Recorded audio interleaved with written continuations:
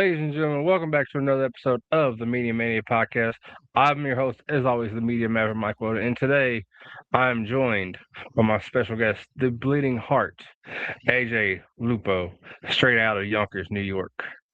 Good afternoon, everybody. So glad to be yet on another podcast, this time with my good old friend Mike here. Mike, thank you for having me on your podcast. I really appreciate it. I'm always humbled, excited, always a little nervous coming on these podcasts, but very exciting nonetheless. Thank you for having me. Thank you for taking the time on this wonderful Sunday. Oh, yeah. Very eventful Sunday for wrestling. Like, God knows how many wrestling events are happening today. Oh, oh Yeah. God, yes. Oh God, there's so many. Oh, there's, because right after I don't want to get too far off track, but right after we get done recording this, I have to get ready to hop into a streaming mode because I have GCW, AEW, and WWE all covered today. Oh my God. Not even Slammiversary? Sheesh. Damn. That's a Look, lot. Holy crap. I'm only one person. I can only cover I only have so many screens. I get it. I get it. It happens. It happens, man. Just make sure you get ample sleep after this, please. Please. I know what it's So like. I know what it's like. I get it. yeah. So how did you come up with the name the Bleeding Heart? So I get this question answered a lot, and in order to really understand it, you kind of have to go back into my history a little bit. Just starting Okay. off with myself. I have always been a very over emotional person. I've always been Mhm. somebody to be expressive about what's always on my heart to people very strongly. And it took me a very long time to express it in the right ways. Yeah. There was a certain point in my life where I had kind of suppressed my emotions for a bit, as a lot of us do. I'm sure we all go through at some point. And Hmm. fast forward to when I started wrestling a couple of years ago, I wanted to represent something that is not only myself, but something that could be beneficial to people's lives, to teach them that it's okay to not hide certain emotions like we used to. Yeah. In addition to that, I also have a background in art as well. I like that. And that also helped me become a very expressive and emotive person.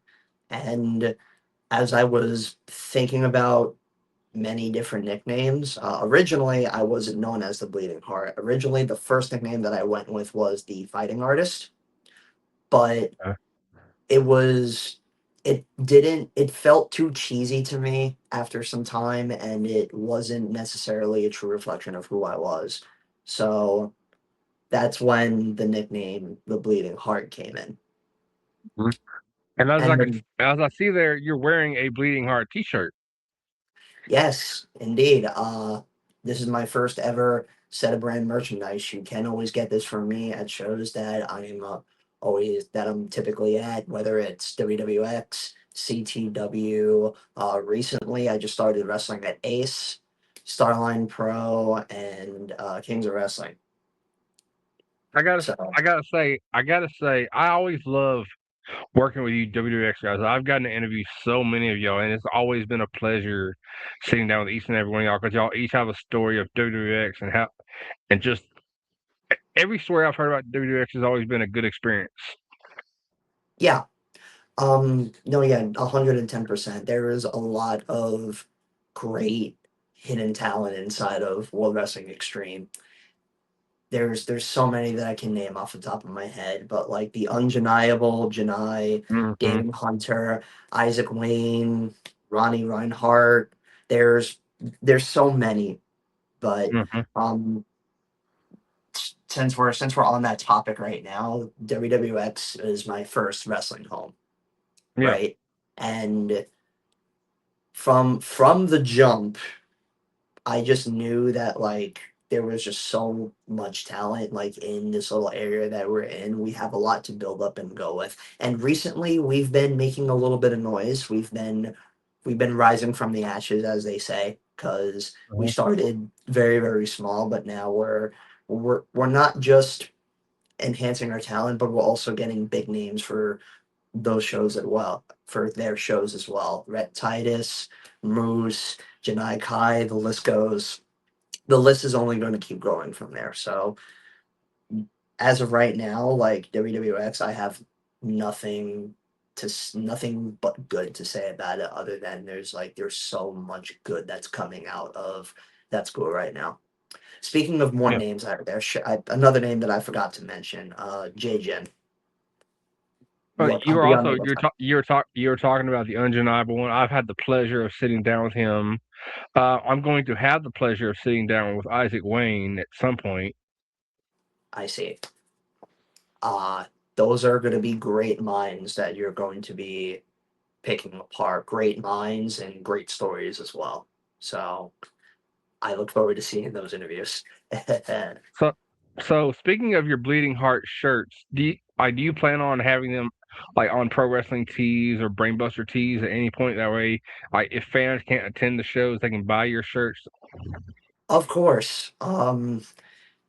I've also thought about just doing ship outs of my shirts as well, Hmm. where you can just hit me up personally, and then I will just ship it over to you via the wonderful world of either USPS or UPS, whatever's more convenient for you. Yeah. Pro Wrestling Tees, I might take a hot minute to get there, but that is the long term goal is to get to that point, because like Pro Wrestling Yeah. Tees is like for like really really big like indie names, and I'm not saying none of us are big in any capacity, but like I can only speak for myself. I'm brand new. I'm just getting out the gate right now, and Hmm.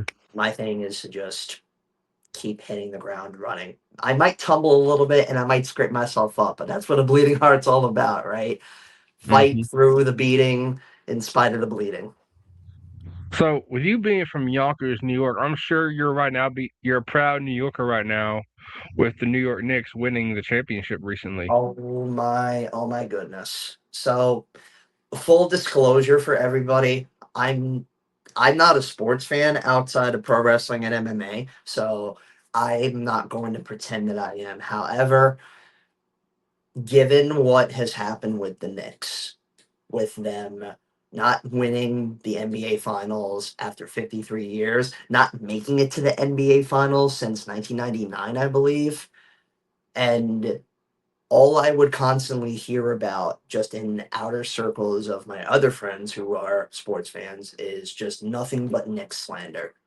Nothing but absolute Knicks slander. And I'm like, damn, they can't be this bad. Uh-huh. But in recent years they've been picking stuff up. And Hmm. ever since they've been making it, the Knicks in four, then we had that one slip up with the Spurs. That referee sucked, by the way. Then it became Knicks in five. It was just a kind of a beautiful thing to see, just New Yorkers just being happy for once in their lives, Hmm. and just being very like emotive. And I don't necessarily agree with like destroying buses and stuff and like hanging off of poles. I don't necessarily condone that, but um New Yorkers, when they're really happy, they can't contain their excitement. Yeah, And I've noticed that. yes, and I'm not saying this in a bad way Hmm. in any capacity. It's just the timing for it was just absolutely impeccable. And It was.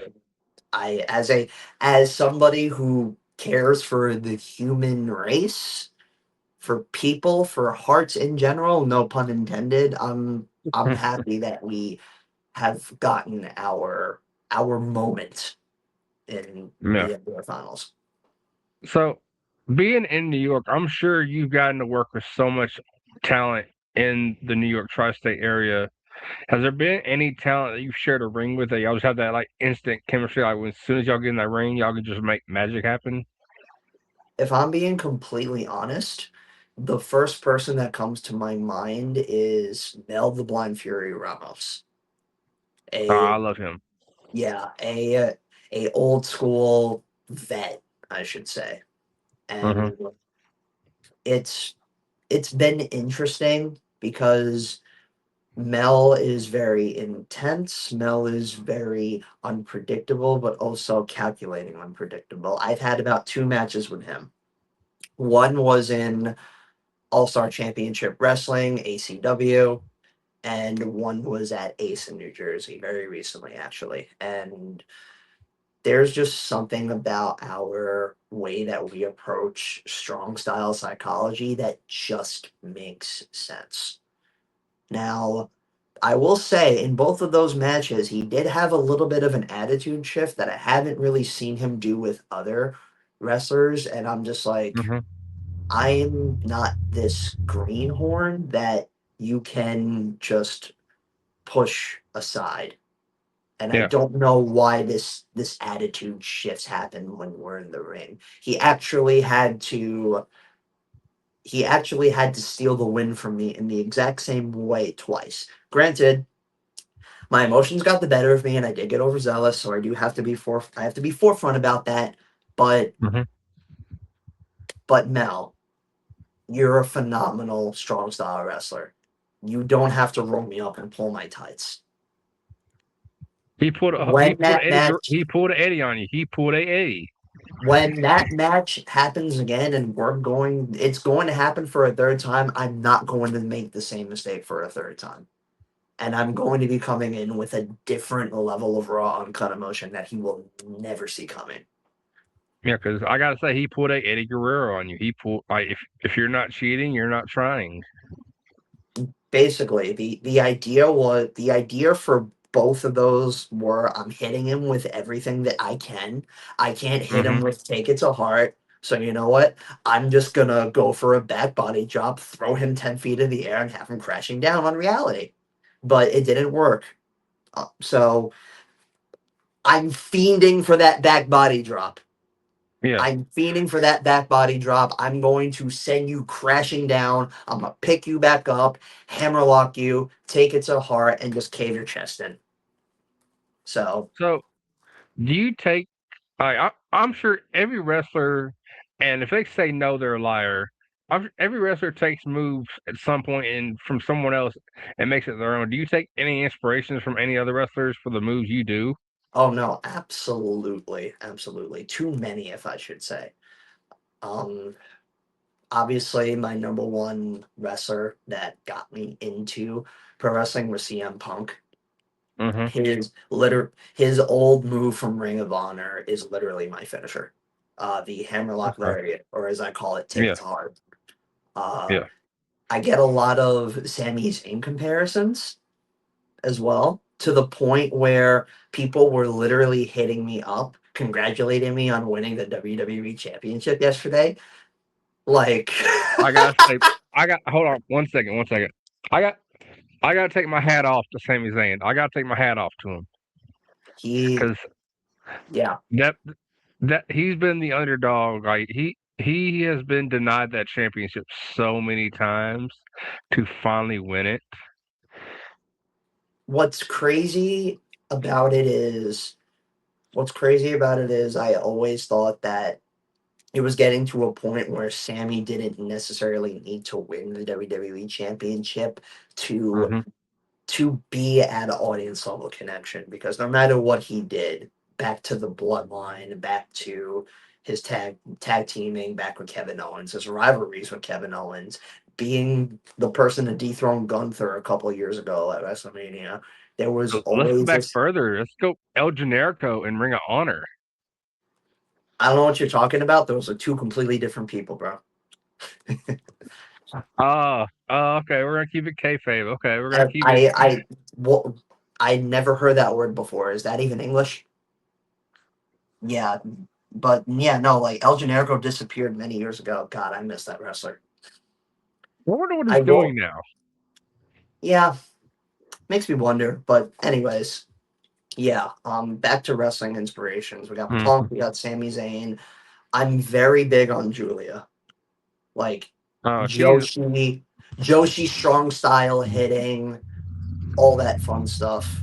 And what I like to do is I like to mix and match.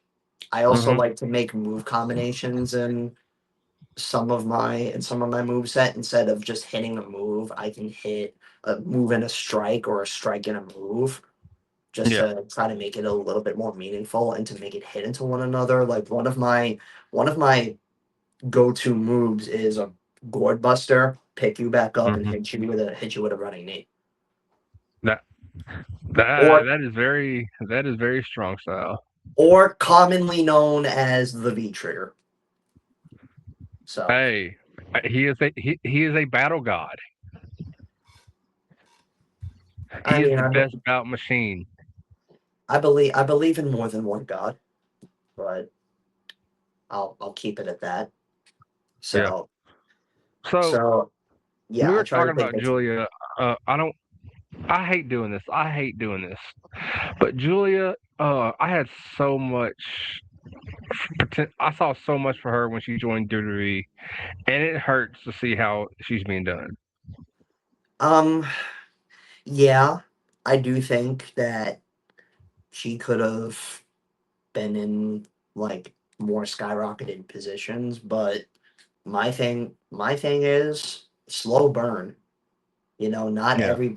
everybody who is well known from a certain place has to be immediately skyrocketed to the main event Oh or a world no, not at title. all. And in certain cases, when that has been done, it backfires like Hmm. very terribly. So It does.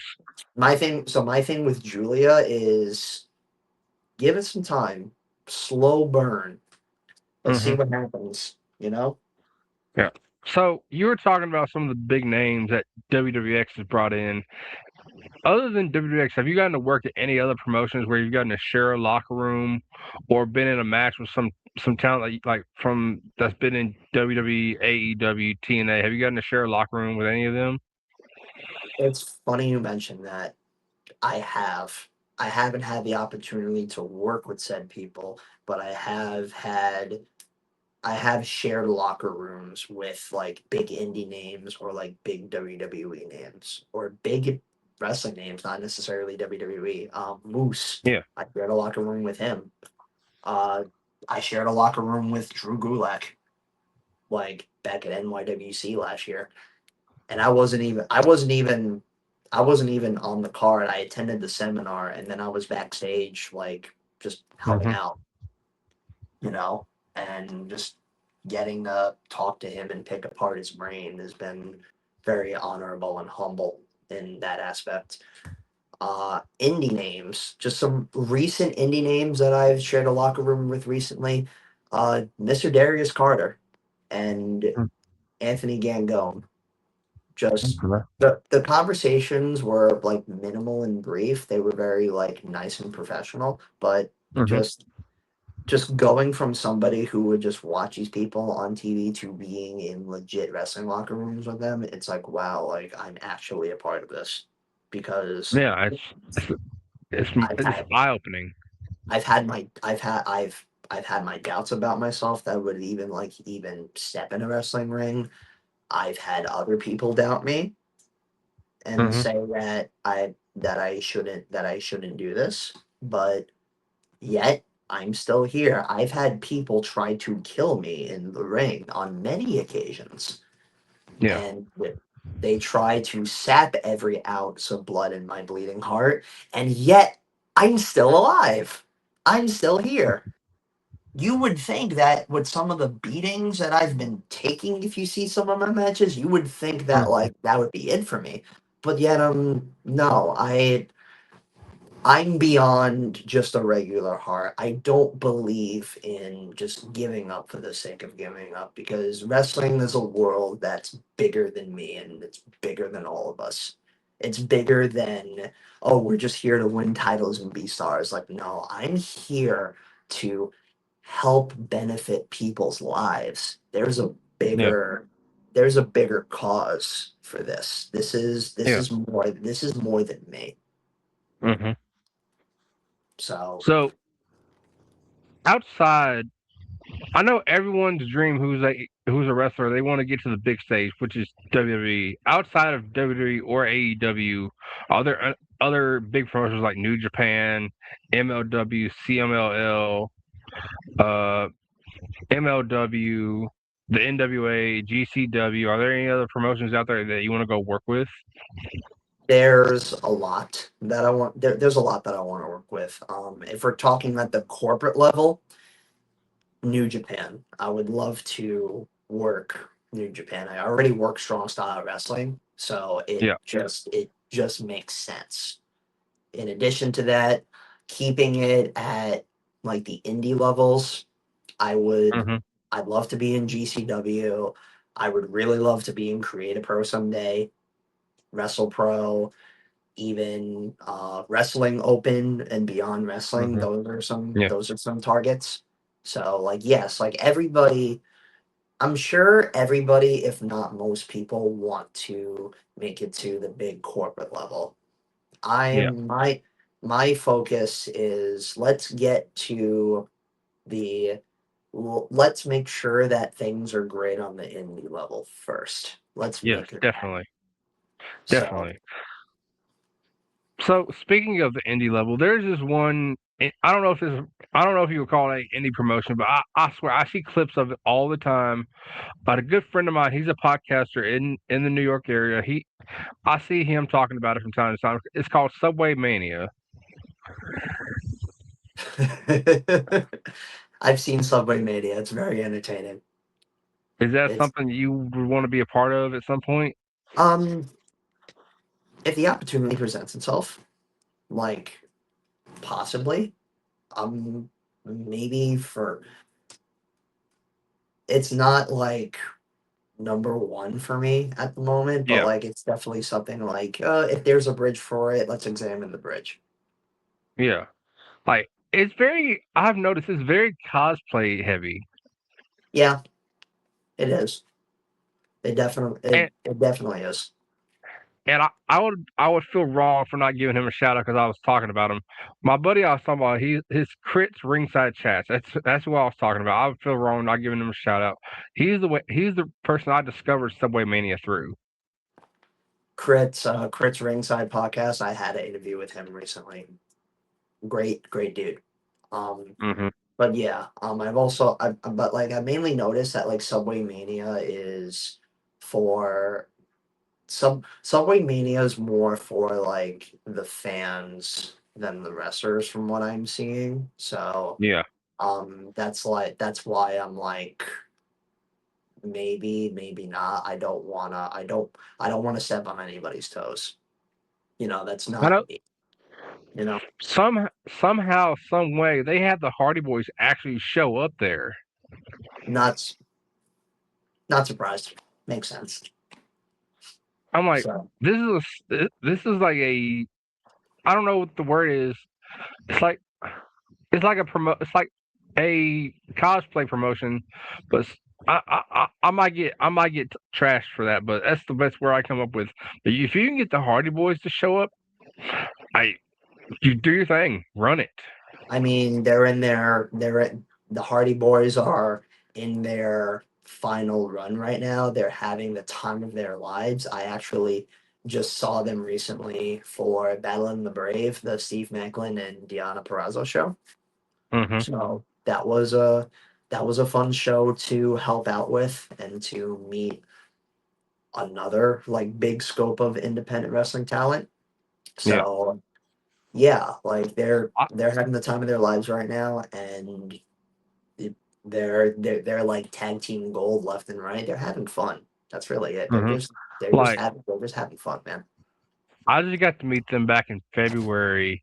Oh my god! Oh, the story I'm about to tell. You're gonna laugh at this story. I went to TNA. It was a taping.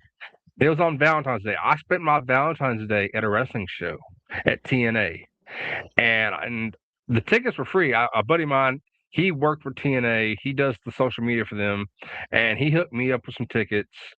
And while after I got there, I saw their Hardys were doing a meet and greet. It was $100. I'm like, okay, that ain't bad. I pay $100 on Valentine's Day to go to. I got free tickets to wrestling. I paid $100 for the meet and greet to meet the Hardy Boys on Valentine's Day at a wrestling show. That's where I spent Wow, my Valentine's Day. that's that's amazing. That's amazing. Hmm. Be beyond happy for you with that. Like, wow. I'm like Well, $100 to meet both the Hardy Boy. It was 100 for both. I'm like, that's a damn good deal. that's a steal. That is a steal, my friend. Yeah, because if you go anywhere else to do a meet and greet, you're gonna spend more than $100. Oh my God. Yes. So I asked this to all my guests, and they all have their own answers for it. With you being an indie wrestler, what do fans not see that goes on behind before you go through that curtain? What do fans not get to see y'all go through on the daily? Like I know, like the drives, the training, and all that. Like how much of it do they not see?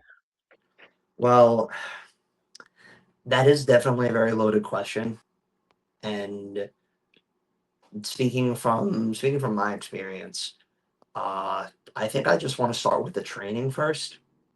Okay. Like the training is it's definitely like an absolute test of heart for people who really want to be professional wrestlers. Like you have to. There's so much when it comes to being ready for a match and Mm-hmm. fighting for your life in that ring. There's footwork, there's pacing, there's like body a lot of body control, a lot of that, and a lot of stuff that I didn't necessarily have, and Mm-hmm. I'm still developing now as a very new, I guess as the vets would say, greenhorn. But there's that.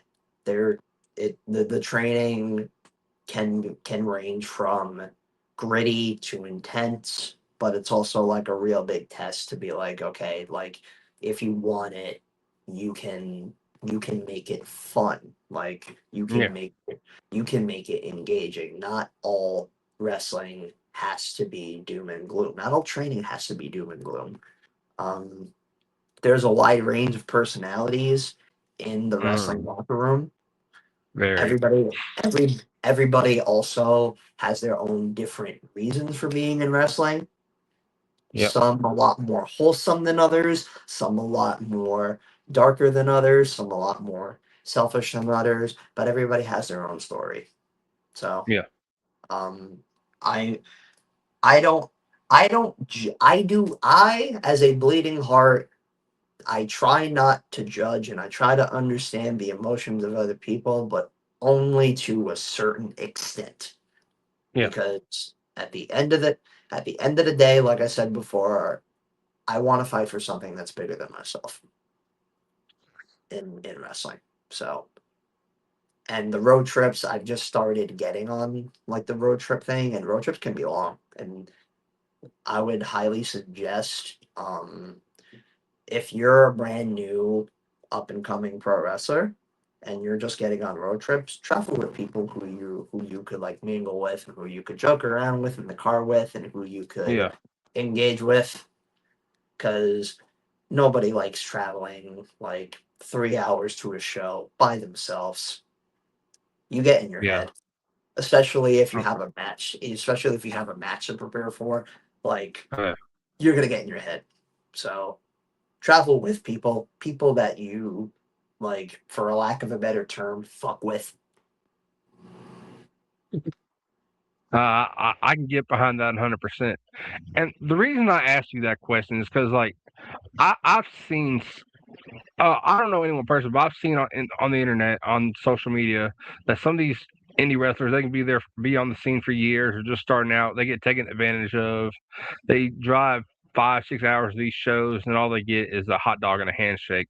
They don't get paid. They just, and I'm like, if I'm driving 5 or 6 hours, I'm not just getting a hot dog and a handshake. I'm sorry. There's something wrong somewhere. Yeah, like there has to be some sort of like when it comes to that and when it comes to like building up your credibility and building up your name and getting recognition. There has to be some compensation to pay for your wrestling rate, travel, Hmm. hotel, Yeah. all of that. So Like, yeah, hot dog and a handshake, like in some instances, like bite the bullet, but like eventually as time progresses, like you got to do that not out of selfish reasons, but just out of self respect. And I think that's also a fine line in wrestling that gets misconstrued a lot. The difference between selfishness and self respect. They're two completely different things, and I think that it can Hmm. get very misconstrued very Yeah. quickly. But not just in wrestling. That's kind of like a life thing as well. Hmm. So, how far have you driven so far for a show? I know you said something about three. I think you said I don't know if it was that was your experience, but you said something about 3 hours. Was that your experience or? Um, the farthest I've traveled for a wrestling show was like at the end of New Jersey. Okay. Um, I think that was a birthday party last year. That was one of the farthest that I've traveled. Second farthest that I've traveled was upstate New York in Newburgh. Okay. How far of a drive? So I've never been to New York, so I don't know like how long it takes to get from one part of New York to the other. Newburgh was like an hour and a half drive from where I'm at. Okay. So uh Jer- Jersey via the power of the New Jersey Transit, yippee, was like 2.5 hours. So Okay. there was that. Um So how does the bleeding heart? How do you take that when you're going to these shows and you're driving an hour and a half there, just there, and you're driving an hour and a half back? That's like 3 hours of driving. Do you take that into consideration when you're setting your rate for that promotion? well, yeah. Again, like I mentioned, I'm still like fairly getting out there. Yeah. Um, play other places like in Philadelphia, PA, all of PA, Connecticut, New Hampshire, Maine. Those places, Mm-hmm. I'm working towards. Mm-hmm. And I do take a little bit of can I do take a little bit of like travel expense consideration, just a little bit, because like most of the Yeah. time I'm traveling with people. Yeah. Like I rarely travel to shows by myself. Yeah. Rarely. Unless it's literally like WWX, which is literally like 5 train stops away from me. So, Yeah. you know. Hmm. So, what is the Bleeding Heart AJ Lupo? What does he have? What do you have planned for the rest of 2026? Do you have any big matches coming up? Any title matches? I'm actually very glad you mentioned that. So recently I have over WWX just made a secondary promotion called Kings of Wrestling, Hmm. and I won a battle royal with the last two people being me and Ace Jackson, turning it into a one-on-one match, and I became your first ever Kings of Wrestling Continental Champion. That's a beautiful. That is a beautiful title. That is a beautiful bill.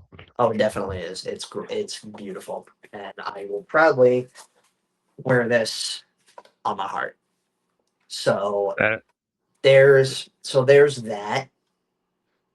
I plan on like fighting for this championship, like Hmm. thick and thin, like at tooth and nail. In addition to that, in How many addition to that, titles have you what's that? won in your career so far? This is technically this is my second championship. Okay. My first championship was 2 years ago. It was the Bronx United States Championship, WWX, and Okay. I wasn't necessarily a fan of that title reign because I didn't win it the way that I wanted to, Hmm. unfortunately. Long story short, referee gets knocked out. I'm fighting Dante Farmito. KJ comes out, clocks Dante with the championship, clocks me with the championship, busts my head open, and puts my little somewhat lifeless body on Dante, and then the referee counts. One, two, And three. and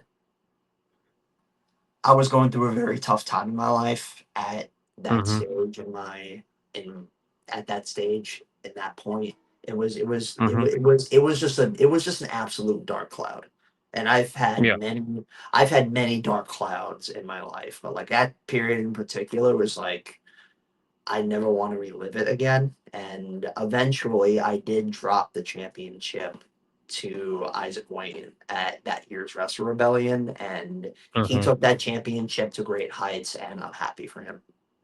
Yeah. So this championship, however, is a little bit different because I felt like a different version of myself. I felt more real. I felt more like I could actually win this, and I can actually show that I'm just not somebody that people can walk all over.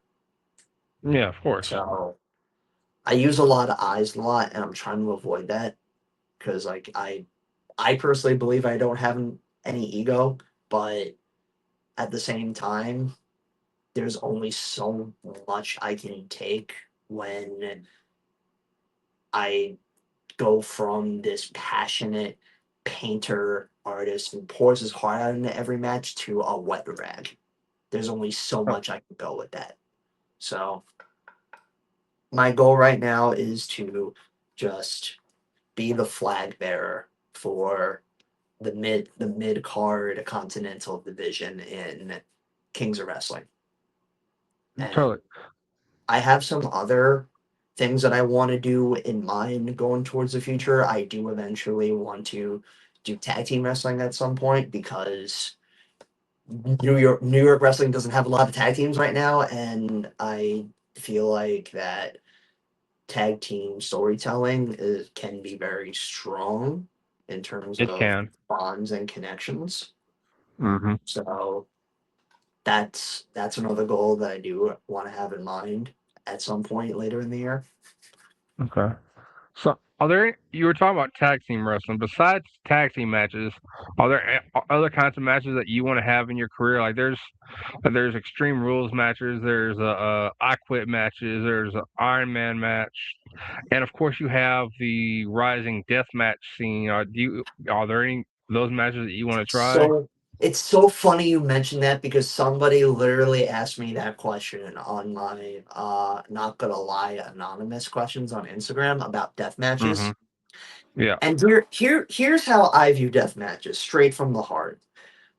Um I I don't see myself in a death match unless you give me a very big personal reason to do a death match. Yeah. Because the point of making art in professional wrestling is to make wrestling, to make emotions, to make matches work, and to make them engaging. And Yeah. that's in like a one-on-one match, a tag team match. When you add a stipulation to it, there's a lot more grit and there's a lot Mm-hmm. more reason to it. When we get into the topic of death matches, it no longer becomes about professional wrestling. Like No. chaining, pinning, like technical stuff, that goes out the window. Mm-hmm. In a death match, we're literally it's in the name, we're literally trying to kill each other. Yeah. So I'm I'm not a killer. I'm a Yeah. fighter, and I will. And I'm a the words was never good with them. English was never my first language. I'm a fighter, and Yeah. if you push me to a wall, I'm going to kick your head off. But I'm not trying to kill you. Yeah. In a death match, in order for me to challenge you to a death match, you really got to give me a valid reason to challenge you to a death match. Mm-hmm. Like, you have to go way past personal. And no, that is not an invitation to certain wrestlers that I've had rivalries with in my 2 years as being a wrestler. But I'm just saying, I'm not one to cross boundaries. But if you do, don't, don't.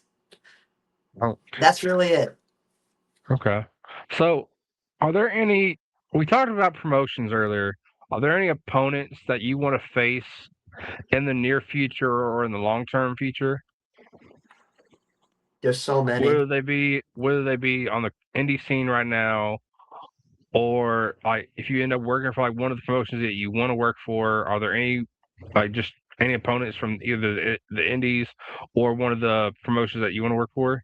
There's so many. There's too many to count. There's a lot. Uh, okay, where do I begin? So let's stick to the indie level, and I think Crit asked Okay. me this question. The first person that comes to my mind, honestly, is the infamous Aaron Richardson. Okay. You're flashy. You're fantastic in the ring, but you think that you're the second coming of Jesus Christ, and Mm-hmm. you think that everybody should bow to your feet, and I want to be that person to give Darren Richardson that reality check. Next person, Bobby Orlando. Every time I watch him wrestle, I don't feel like I'm watching somebody trying to beat somebody or be disrespectful. I watch a kid having fun with his life. Yeah. And I I want to help be a part of that with Bobby Orlando.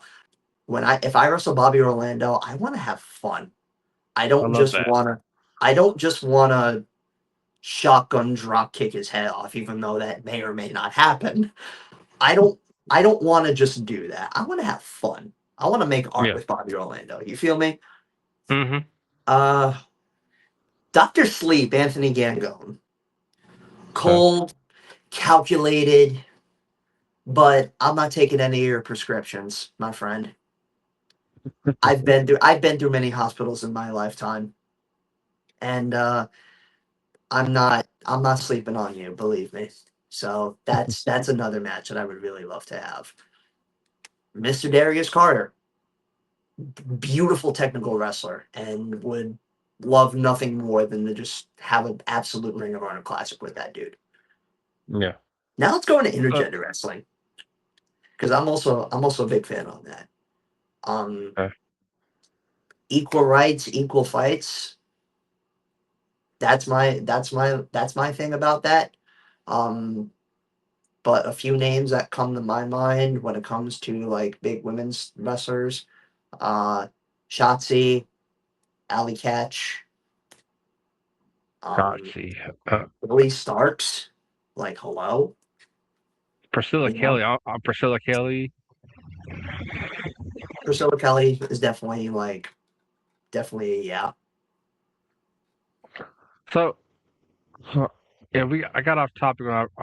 Oh yeah, in the year 2026, I'm sure you can agree we live in the social media age where social media plays a big part in all kinds of promotion.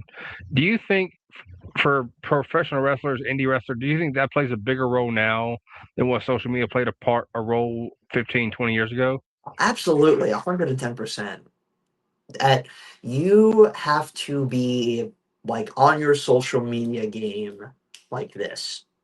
That's Hmm. something that I'm trying to get better at myself is having a better social media presence. I'm mainly on Instagram and I need to get more on other platforms. Yeah. So there's plenty of wrestlers who take advantage of the I'm going to use my social media platform to elevate myself and elevate other people. Two people come to Hmm. mind: Richard Holiday and Jeff the Skywalker. Yeah, yeah, getting away with a cheat move. I'll admit that's smart of him, but not my professional tactic. So yeah, Richard Nobody, Holiday. nobody is, nobody is exempt. He can strike from anywhere. Anybody. Not even Chris Mm. Statlander was exempted from that. It didn't necessarily work, but even she wasn't exempted.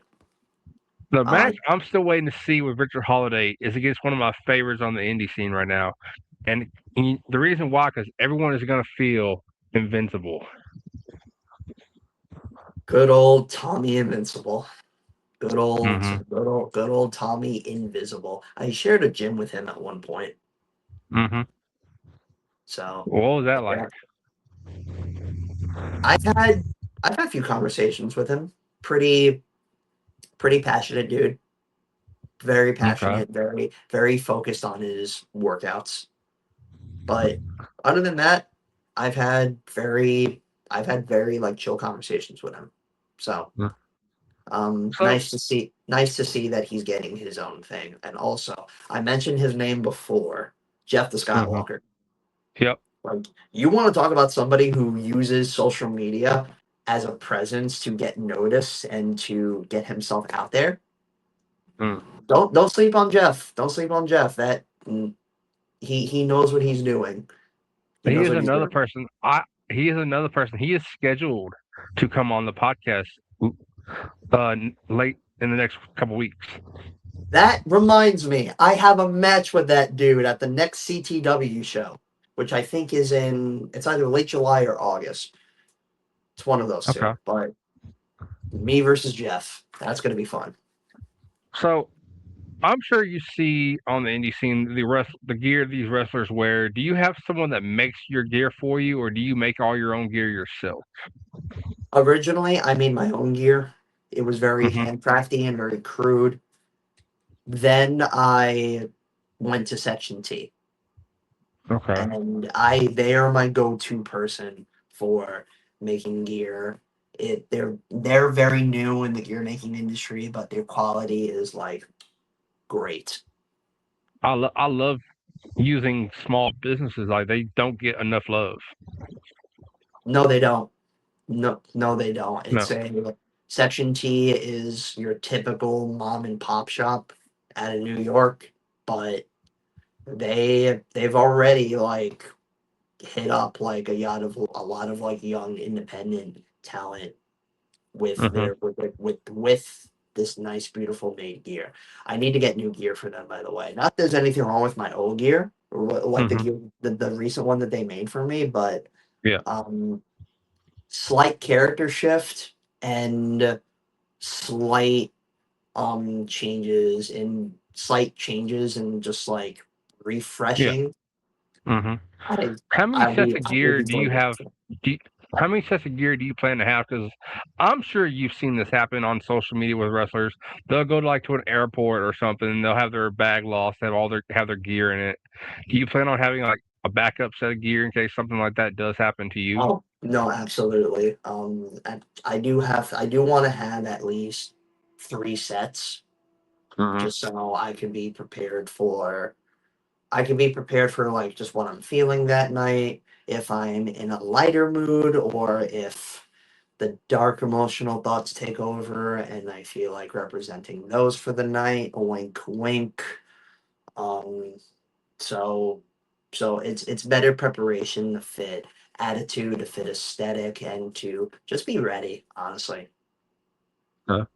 So, what would you if someone watches this episode and they see the Bleeding Heart AJ Lupo and they thought I like his story, I want to give professional wrestling a chance. What would you say to our audience that is watching?